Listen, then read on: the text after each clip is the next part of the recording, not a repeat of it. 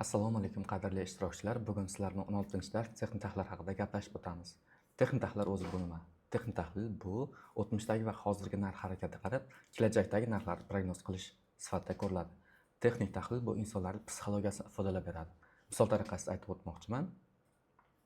Aytaylik, siz fundamental analiz orqali kompaniyaga nima sababdan pul kiritish kerakligini aniqlaysiz, lekin kompaniya aynan qachon savdoga kirishim kerak va qachon savdoga chiqishim kerak degan savollarga texnik tahlillar orqali javob olishingiz mumkin. Amaliy bitta misol ko'rsatib o'taman sizlarga. Aytaylik, siz Xitoydan kurtka olib kelib sotasiz. Kurtkani Xitoyga bordingiz, ko'rdingiz, sifatlari zo'r ekan, mexlari dahshat ekan, sifatlari zo'r. Agar sotdi deydigan bo'lsangiz, 3-4 yilga kiyishi mumkin biron bir sotib olgan insonlarni. Sizga narxlari ham to'g'ri keldi, oldingiz.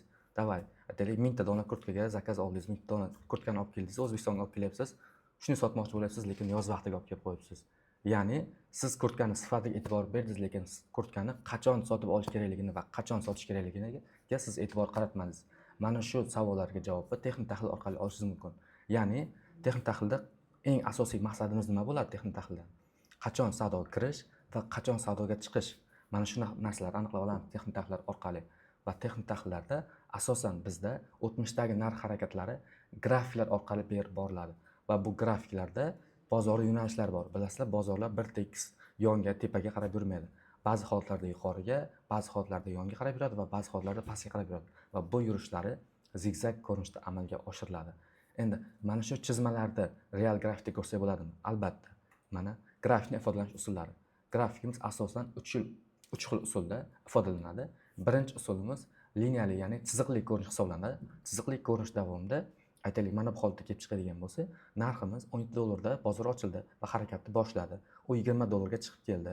18,5 dollarga tushib, bozorning o'rtasida aytaylik 20 dollar narxga chiqdi va bozor oxiriga yaqin narx tushib ketdi. 15 dollarga tushib, keyin qaytib 20 dollarga chiqib yopildi.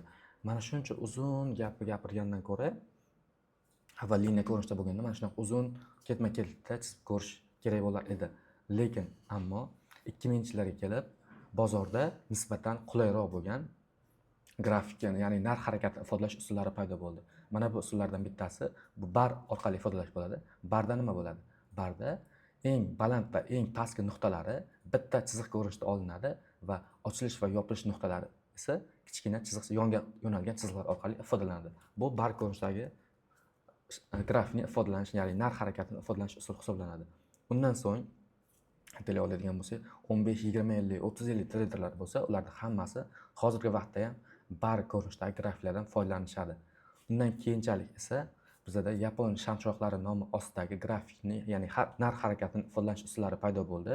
Bu narx ifodalanishi, agar shamchirog'imiz pastki narxda ochilib yuqori narxda yopilgan bo'lsa, bunda shamchirog'imizning rangi yashil rangda bo'ladi va eng yuqorgi va eng pastga bir marotabaga chiqib kelgan narxlar esa soya sifatida ifodalanishni boshladi va bu narsa odamlar, ko'pchilik insonlarga yoqib tushdi va shamchiroq ko'rinishidagi grafikni ifodalash usuli bu hozirgi paytda eng keng tarqalgan treyderlarning yoqimli uslubi hisoblanadi. Bozordagi aytaylik taxminan 80-90% insonlar mana shu shamchiroq ko'rinishidagi liniyalardan, grafik ifodalash usullaridan foydalanishadi. Endi aytaylik narx yuqorida ochildi, bozor ochilgan vaqtda yuqori narxda edi va bozor yopilishiga yaqin narx tushib ketdi. Shunaqa holatda qanday ifodalanasiz? Bunda shamchirog'imiz rangi qizil rangda bo'ladi. Barning rangi ham xuddi shunaqa qizil yoki qora ko'rinishda ifodalanishi mumkin. Ya'ni ochilgan narxi o'rtadagi chiziqdan chap tarafda, yopilish narxi esa o'rtadagi chiziqdan o'ng tarafda joylashgan bo'ladi. Mana bu bar ko'rinishda ham xuddi shunaqa ifodalangan. Biz ham sizlar bilan keyinchalik texnik tahlillar ko'rib borish davomida asosan shamchiroq ko'rinishidagi formatsiyalardan foydalanamiz. Endi texnik tahlillarda boya aytib o'tganimizdek, o'tmishdagi va hozirgi narx harakatiga qarab kelajakdagi narxlarni prognoz qilish haqida gaplashib o'tdik. Sizlarga bitta misol ko'rsatib o'tmoqchiman. Mana bizning eng asosiy trading view platformamiz texnik analizlarda foydalanadigan, aytaylik, mana Rivian aksiyasiga kiramiz. Rivian aksiyasiga kirgan vaqtimizda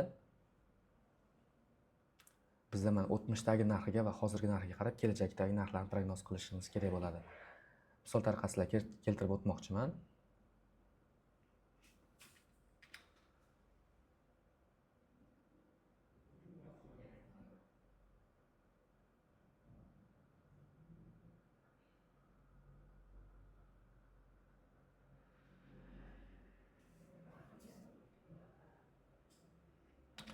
Misol tariqasida revenue aksesini ko'rib o'tamiz. Demak, narx mana 3-martdan mana bu sanagacha 3-iyulgacha narx xuddi shunaqa harakatni boshlagan va hozirgi grafik olib keladigan bo'lsak ham deyarli bir xil ko'rinishda harakatni boshlagan. Ya'ni narx kuchli impuls bilan pastga tashladi va konsolidatsiya yurdi 3 oy davomida. Ya'ni yonga qarab bozor yo'naldi va 3 oydan so'ng esa bu konsolidatsiyani gap bilan yorib o'tib tepaga yuqori yurishni boshladi. Kelgusida revenue aksamiz inshaalloh $19-20 narx atrofiga chiqishi kutilmoqda va mana bu narsani texnik analiz orqali aniqladik.